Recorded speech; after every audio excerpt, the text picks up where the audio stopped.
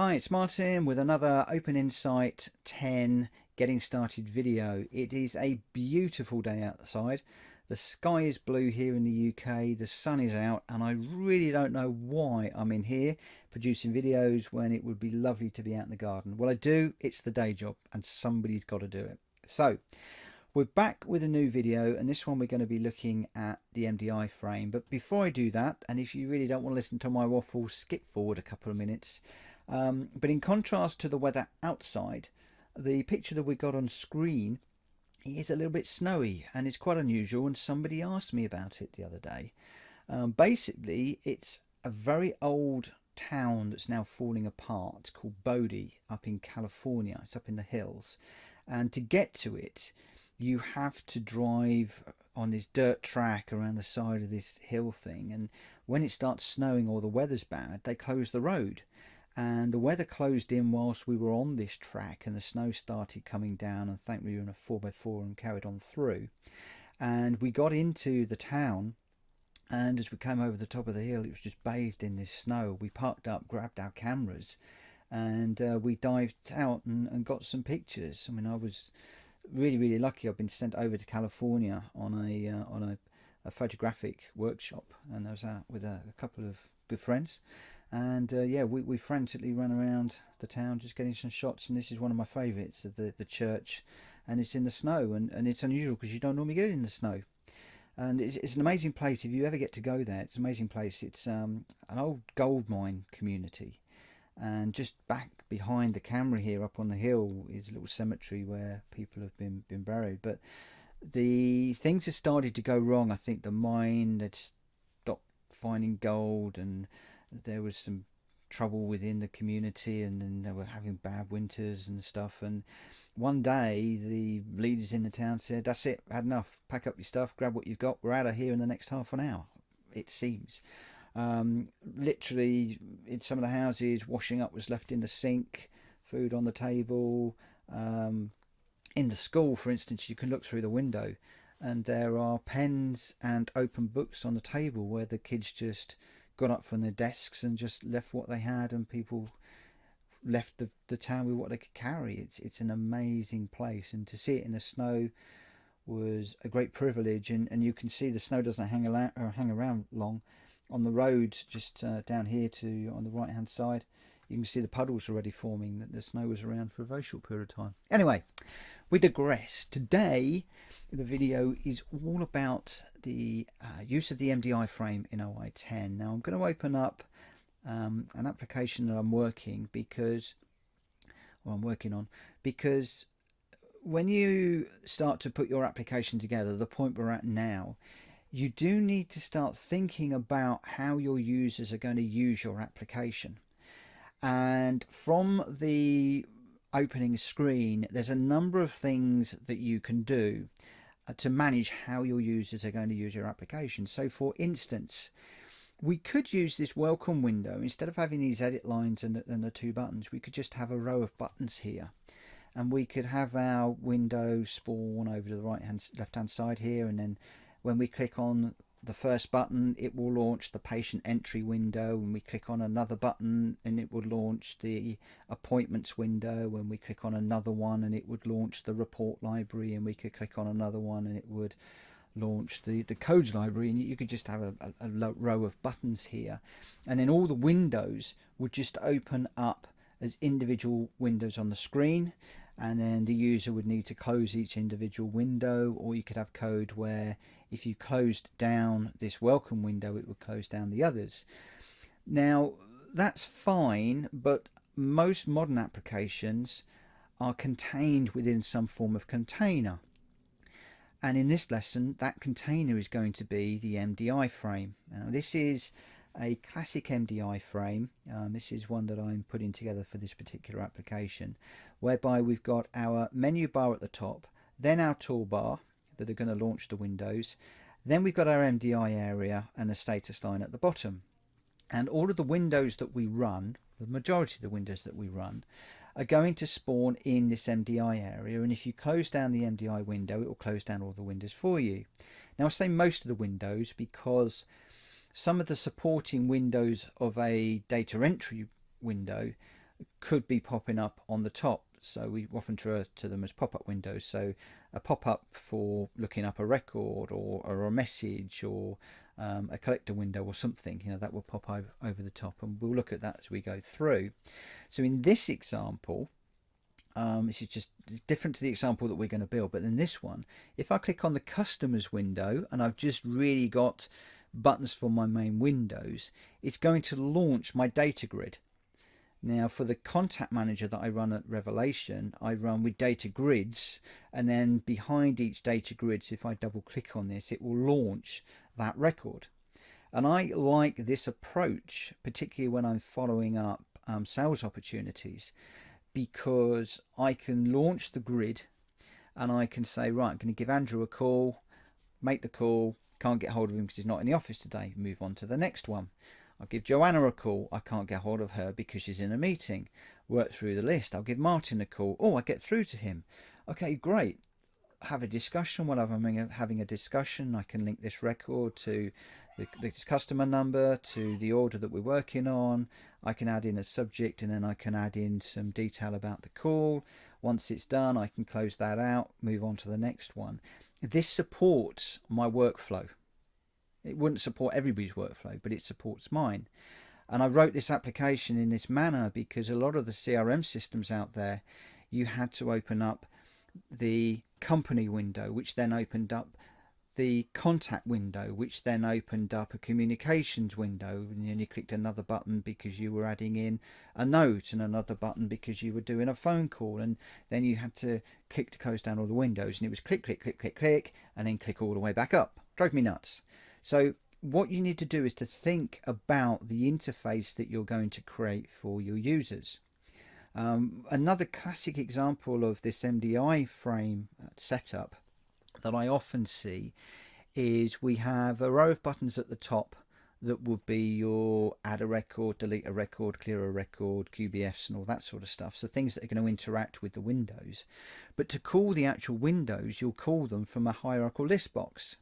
So you might have sales, accounts, I don't know, whatever is your top level in the hierarchical list. And if you click on sales, it opens up, and then you get all the sales forms. So you might have the customer window, the opportunities window, the orders window, the dispatch window, and all that sort of stuff. And then all those windows appear in the right hand side, and I might actually use that one for the report library. Thinking about it, we might come back to that. For today, what we're going to do is we are going to launch our evaluation that we're working on, our clinic application, and we're going to have a very simple Mdi frame that is going to have some buttons at the top that will interact with windows that are called in the actual Mdi frame, and it's all going to be self-contained. So get yourself back to the start window, and we'll go new, or you can go file and new. We want Windows Forms, and this time we want the Mdi frame. So we'll click OK. An Open Insight will render a very simple Mdi frame window on our screen. So it's simply the window frame, the menu bar, and the area where our Mdi children, so our forms, are going to display. And if we close down this window, it's going to close down everything. So in here, the first thing I want to do is click on the window, and I'm going to give it a title, a text, a name that makes sense. So this is going to be OI10 tutorial, and it will be clinic. And forgive me if my spelling isn't up to scratch. And that really isn't up to scratch, is it? Come on, Martin. Could do better than that. There we go. Tutorial. Okay. I'm not going to worry too much about spelling. We'll be here all day. The other thing that I want to do within this form is when it launches, I want the form to launch maximized, so it fills the whole of my screen. I can add a show effect and a hide effect if I want, so just for the moment I'll have fade in and we'll fade out. We can do whatever we want on here. So that's pretty much what I'm going to do with regards to the form. I'm happy with my minimize and maximize buttons, because if I'm going full screen, I might want the user to minimize the application so they can go on and look at their email and other things. So I'm good. Right, let's just move this area up slightly, because the first thing that we want to do is go down to our container and grab a panel. You know how much I like panels. We're going to drop that panel onto the form, and we're going to make that 32 pixels high, and we just want to nestle that at the bottom of our form, and we want to drag that across for the full width of the form, and we'll make the auto size true, so that when we or when our users adjust the size of the window, or the window sizes to the size of our screen, that panel is going to completely fill the bottom of the window. Now, I can use a bevel if I wanted to make that stand out. I don't normally do that, but let's just do that. So we'll go a width of 2, and we'll have it raised. Let's see what that's like. Yeah, okay. Let's go for a width of 1.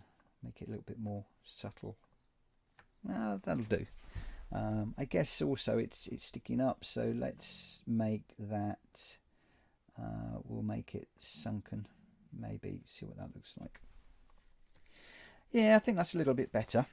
So within that panel, we could drop an edit line, for instance. So control and click, we could drop an edit line on here, and then within that edit line, we can, within our code, send messages to it. So I'm actually going to get rid of the edit line. Edit line is the traditional way of doing it, but I actually prefer to do this with a static text control. So I'm going to drop that static text control in there. Let's just position it. I think we'll have it just about there. That will be fine. And we're going to do some styles on this. So we'll change the label to LBL status line. We'll change the text to ready ... And because I like my text to be centralized, we're going to go center left. I still can't type. What is up with me today? Ready has an A in it. Okay, there we go. We will size that, and we'll make that auto size width as well.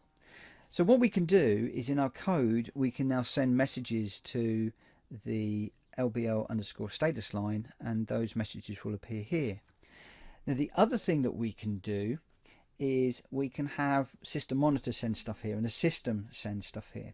So if we click back onto the actual window and we go to the status line option up here, we can select LBL status line to be our nominated status line for our application, and now we're going to get system messages appearing there as well. You might or might not want to have system messages in here, because some of them aren't overly user friendly. But it does expose the OpenInsight FS error messages and stuff like that, which you could be useful, or you could find useful in a support environment. It's up to you. Again, this all comes down to design, what you want your users to see, etc. Right, so the client area will just resize a little bit, and just underneath the menu bar at the top here, we're going to add another simple panel. We'll just drop that onto the form. We'll make this one 32 high as well, because we're going to have 24 sized buttons on there. And we want that to be left 0 and top 0, so it's situated in the top right hand corner. Sorry, top left hand corner. We'll drag that across to the right, which is what I was thinking about, right? And you'll see that there's a few little dots there just showing. So what I tend to do is I tend to take it 4 pixels further, just so that that is now right over. We will make the width auto size, and that now bleeds into our menu bar. So to make it look nice, and I'm not going to put a bevel or anything like that on it this time, I'm going to use a border, and we'll have a single pixel border on the top and the bottom. So we'll do OK. Then onto that, we're going to drop some buttons. So if we find a push button, control and click, we drop our first button onto the form, we locate it where we want it. This one will be called button_close, or actually let's have this as button_exit, because this is going to be exiting out of the application. We don't want any text on it because it's just going to be a straightforward 24 by 24 button. And then the other thing that we're going to want to put on there is a graphic. Now again, I haven't got any graphics for these buttons, so just as a reminder, we'll go first of all, we'll go out to where our graphics library is located. So if I go to my USB drive and images, Icon Experience 2, PNGs and size 16, because that's the size that we want. And I'll open up another instance of the File Explorer, and we will navigate to where our Open Insight is installed, and we'll drill down to where our images for our buttons are. Okay, so the buttons that we're going to have, we want one for exit. So if we just do an exit, what are we given? That's absolutely fine. Happy with that one. The other button that we're going to use for the moment will be save. There is a save button there. I actually prefer just a floppy disk. So what have we got for floppy? Okay, so we got a few floppy disks in here. So let's just grab that one. Another button that I want is to clear. So if I go new, and in here somewhere I think we've got document new. You can tell I've done this once or twice. So document plain new, so Control C and Control V. And I don't know what else I'm going to need, but I'll just stick with that for the moment. One of the other things I'm going to do is if I grab node, graph node, Control C and Control V, I want those ones. Now if you remember, the next thing I'm going to do is to change these to 16 underscore. So that tells me that they are all sized 16.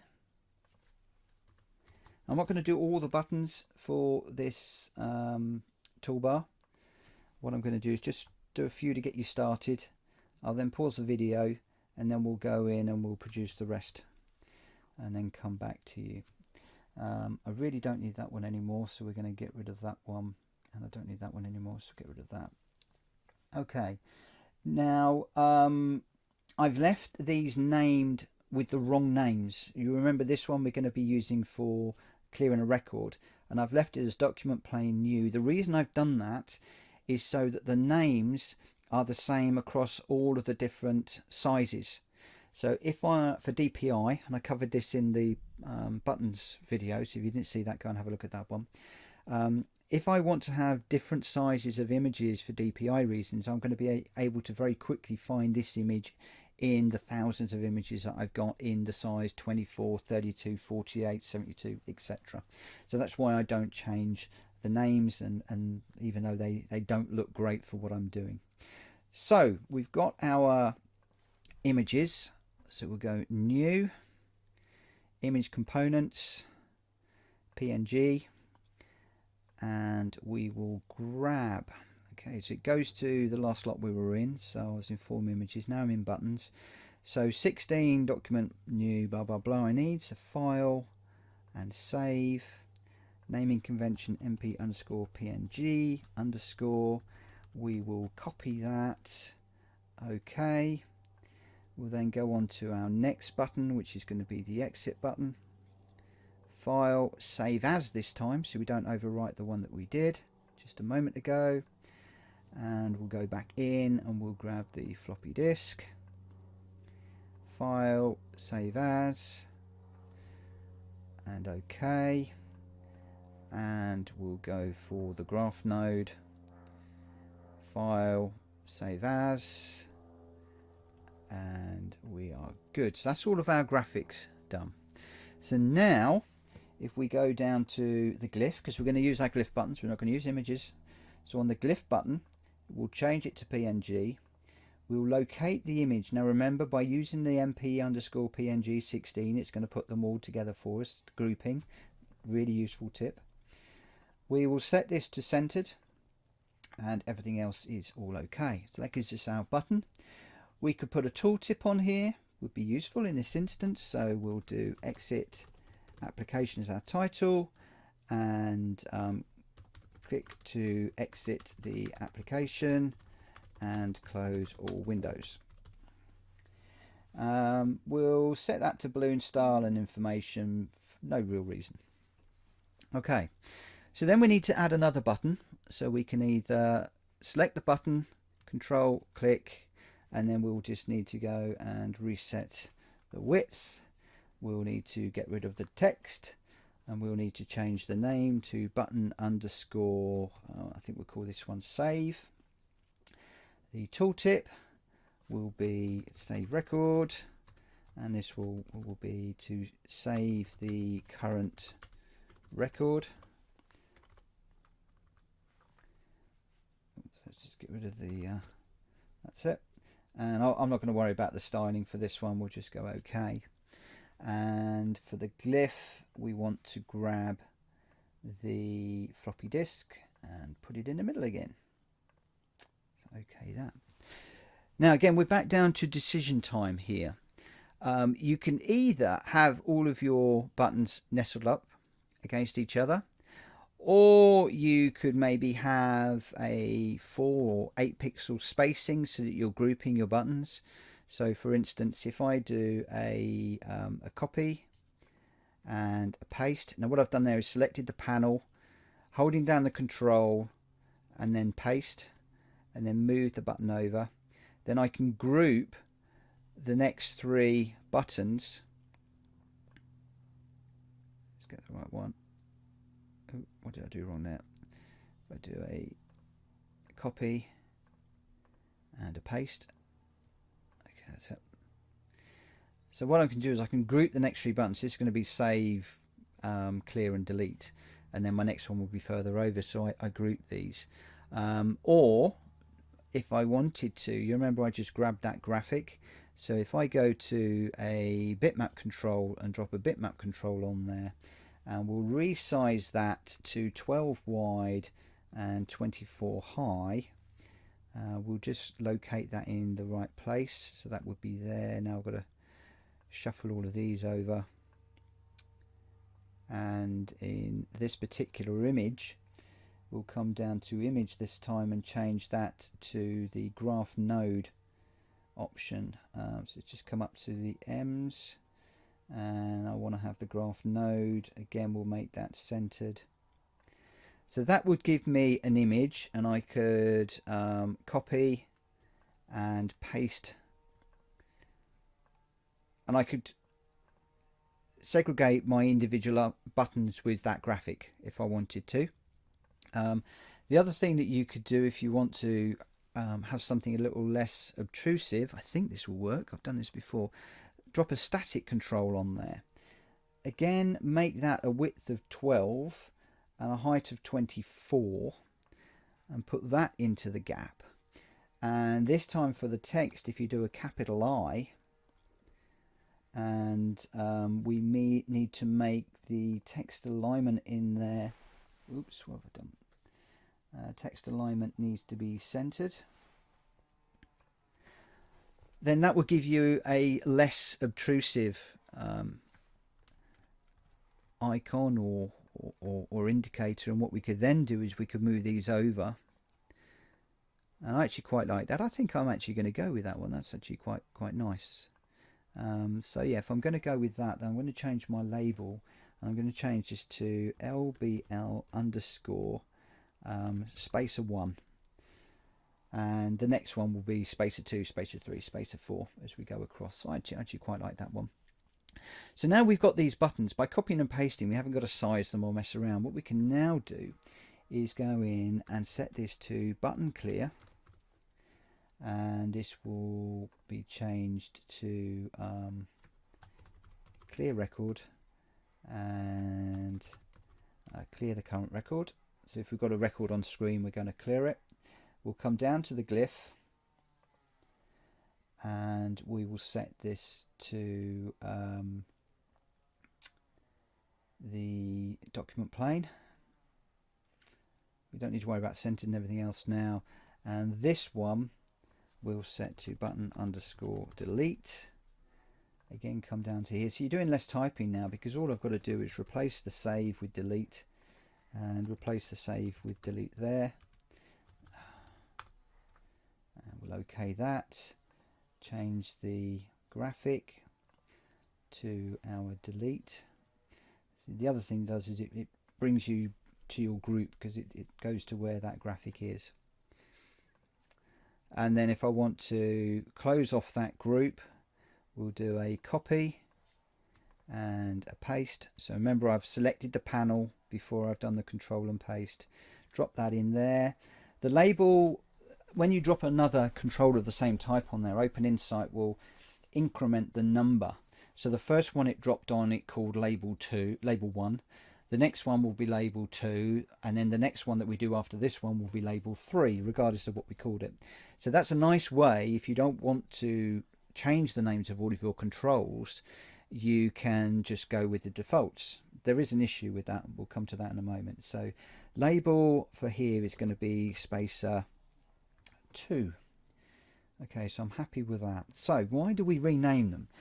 Up on the top here, if you do select a control on the form, this blue square, now if I put them all in order, so the buttons at the top, I've got a button 3 and a button 5, which I'm not quite sure what they are, but I can see button clear, delete and exit. I can see exactly which ones they are. The spaces, I can see which one's spacer 1 and which one's spacer 2. Now for button 3, if I just do an OK, you can see here that I've got left 40 and 4, and it's to save the current record. I actually messed that one up a moment ago when I did my copy and paste. So here I can't see it on the form, and I know I don't need it. I can just delete that control, and I seem to have another one in here, button 5. So OK that. And again, that was to save the current record. I made a mistake and I actually dropped that on twice. So the fact that I'm naming my buttons correctly, when I see something that's button _5, I'm immediately thinking, hang on a minute, I don't really need that button. So we can delete that one as well. So now when we look, I've just got the 3 buttons. So that's another useful tip. Name your buttons and things accordingly, and it makes life a lot easier. In the same with a simple panel 1 and 2. Well, what's what? Which is which panel? Okay, so let's go into here and simple panel 2. Now simple panel 2 is at the top, which you would think would be 1. But if we change this to PNL for panel underscore toolbar, we're going to know which panel it is. And the same with the bottom one. If we now change this to panel underscore, let's just call it footer. It could be status line, but we might put some other bits and pieces in there. Then we know that that's the panel at the bottom. So always try and make sure that you are naming your controls accordingly. The only one I tend not to worry about is MDI client in this situation, because you're only going to have one client area. Okay, so when we're done, we can now just bring the client area up, the MDI client area up to wherever you want it, so that it looks nice on our form. And then we'll go ahead and we'll produce the other buttons. So I'm going to pause the video now. I'm going to create the graphics for the rest of the buttons, drop those buttons on there, and just name them, size them, and don't worry about the events at the moment. We're going to come to that in a moment. So I'll see you in a few moments.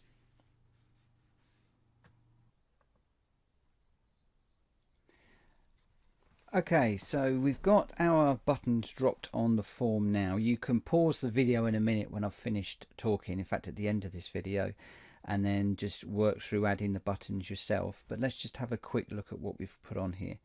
So we've got our exit button, we've put a tooltip on, we've sized it accordingly, we've dropped the graphic on. We've added on a static text control, spacer 1, spacer 2 and across. We've added on 3 buttons for saving, clearing and deleting, and we've left all of those enabled, and we've named them and we've added a tooltip accordingly, and obviously the glyph image. I've then created 3 more buttons for cut, copy and paste, and I've set those to be, if we look on this one here, I've set these to be enabled false, because what we're going to do is, I think in the next lesson we'll look at quick events and adding quick events to these buttons. The lesson after that we'll look at code to get these to work, and I'll enable them as we add that code in. I might need a little test window to work against.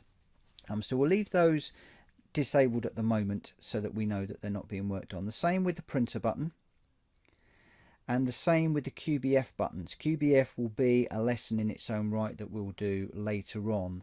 So for the moment, just add the buttons in. Now this is the same button, except I've widened it and I've included the QBF initialized text.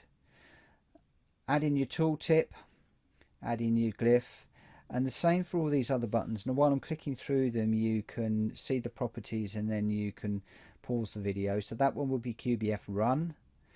We've got QBF first, previous, absolute, next, last. This one is going to be QBF table, and this one would be QBF close. Got another spacer, and then just a normal straightforward button that I've done nothing to at all. I haven't even given it a name. It's just button 18. I've left it as text because this is going to be the first button that calls our first form, so probably our patient entry window. And then I've created another button over on the right hand side here, which is the help button. I haven't added a tooltip for some reason, so I'll put that in as help, and get help for the system. And it could be for the system, or it could be for the window, or it could be for whatever. So we'll just OK that. And on this particular one, the right anchor I want to set to true, because I want that always to be in the top right hand corner of the window. So as this is sized, it's going to stay in that position and leave all the others where they are. So don't worry about code, don't worry about functionality for the moment. Just add all those buttons on, create the graphics, drop the graphics on, and create your menu how you would like it.